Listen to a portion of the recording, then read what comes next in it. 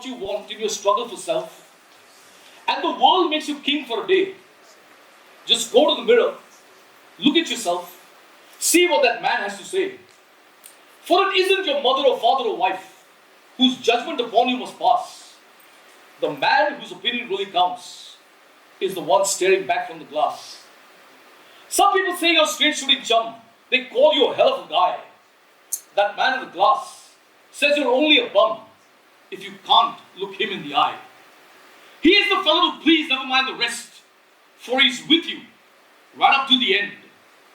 And you've passed your most difficult test if that man in the glass is your friend.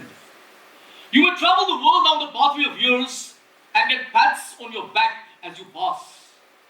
But your final reward will be heartache and tears if you cheated that man in the glass. The man in the glass epitomizes class, which is what we have to imbibe in our lives.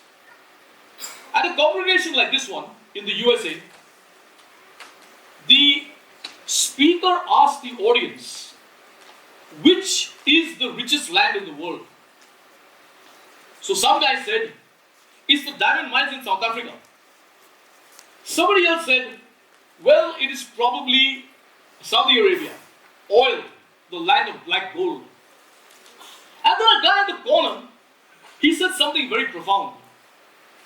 He said, the richest land in the world is the cemetery. Because you have these millions and millions of people buried underground whose ideas have never ever seen the light of day. The speaker was a guy called Todd Henry. He subsequently wrote a book called Die Empty. Now this is not your typical death, bereft of anything that you go to the grave with. It is when your ideas, your creativity, and your positivity has been fructified, you actually go to a better place. When he was in 5th grade, the famous Beatle John Lennon was asked by his teacher, what do you want to be when you grow up? He answered, happy. The teacher said, son, you don't understand the question. He countered, ma'am, you don't understand life. The famous American actor Matthew McConaughey, in his acceptance speech for which he won the Oscar for the movie Dance Buyers Club, said, there are 3 things I wish for every day. Something to look up to, something to look forward to, and someone to chase. Now when I say something to look up to, it's God, the Almighty, who in His infinite wisdom has made the possibilities possible.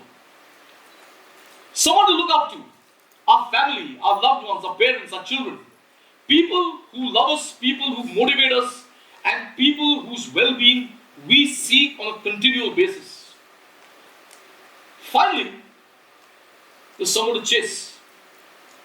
When I was 15 years old, a guy comes up to me and says, who is your hero? I thought for a moment and said, I don't know. So a couple of weeks later, he comes up to me again and says, have you discovered now who your hero is? And I said, well, it is me. But it is me 10 years from now. So at 25, the same guy comes up again and says, have you now discovered who is your hero? And I said, well, it is me, but it is me at 35. So every minute of every day, of every month, of every year, our hero is a nebulous cloud, a figure that we seek and we aspire to become. And it is in this aspiration that our goodness, our creativity, our positivity finally gets fructified. Finally, there's a poem called The Voice. There is a voice inside of me that whispers all day long. I know that this is right for me. I feel that this is wrong. No preacher, teacher, parent, friend, or wise man can decide what's right for you. Just listen to the voice that speaks inside.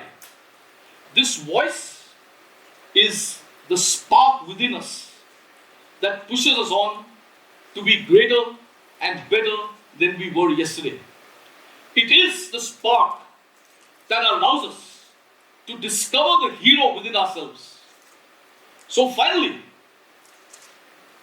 charisma, class, creativity. That's your legacy for posterity. Cheers.